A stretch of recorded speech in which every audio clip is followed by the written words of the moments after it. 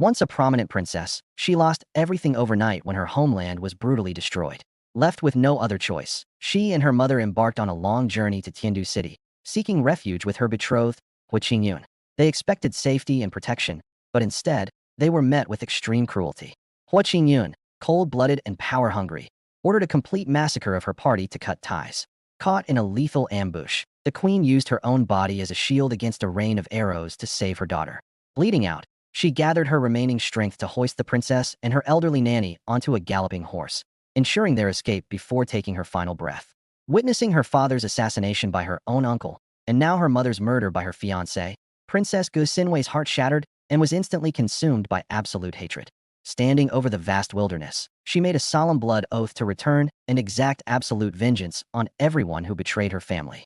To execute her plan, Gu Xinwei realized she desperately needed the military backing of the powerful lord of Yunpei City. However, entering the highly fortified city required an official identity pass, which a fugitive princess did not possess. While scouting for an opportunity, she noticed a lavishly guarded bridal envoy convoy traveling to Yunpei City and decided to infiltrate it.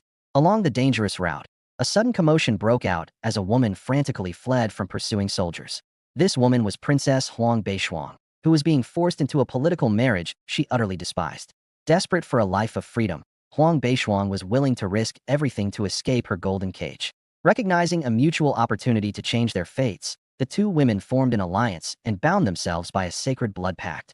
They completely swapped their official papers, royal seals, and identities, choosing to plunge into each other's unpredictable destinies. The following morning, the grand deception began as Gu Xinwei stepped into the carriage, disguised as Huang Beishuang, to lead the bridal convoy. Meanwhile, the real Huang Beishuang fled into the vast desert under the name of Gu Xinwei. However, freedom in the desert is short-lived. Before she could escape the territory, she was ambushed by the notorious bandit chief, Ruo Wan. Ruo Wan had been hunting for Gu Xinwei, who was legendary for being the most beautiful woman in the entire desert, intending to make her his bride. Ironically, because of the identity swap, Ruo Wan captured the wrong woman entirely, dragging Huang Beishuang into his lair. Simultaneously, Gu Xinwei crossed paths with none other than her fiancé, Hua Qingyun. Having never seen his face before, she failed to recognize the man responsible for her mother's death. Misinterpreting his gentle care for his horse as a sign of true nobility, she even offered him their precious water flasks. The brief peace was shattered when Ruo Wan's elite bandits caught up and surrounded them.